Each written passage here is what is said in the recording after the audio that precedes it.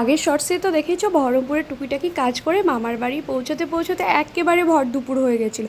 এসে দাদুর সাথে একটু দেখা করে নিয়ে মামির হাতে ঠান্ডা ঠান্ডা শরবত খেয়ে একেবারে লাঞ্চের টেবিলে।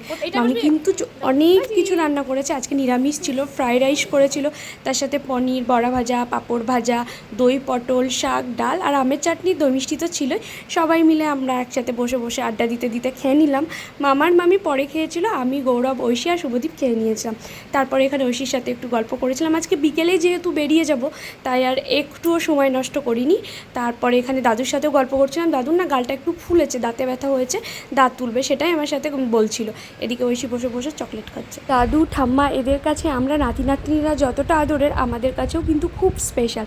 তাই আমি একটু সময় পেলে দাদুর সাথে দেখা করতে আসি। একটা সময়ের পর আমাদের হাতে অনেক সময় থাকবে, তখন কিন্তু এই মানুষগুলো আর আমাদের কাছে থাকবে না। তাই তোমাদের কাছে যাদের দাদু ঠাম্মা আছে তাদের সাথে আদর খেয়ে নাও, তাদের সাথে সময় কাটিয়ে নাও।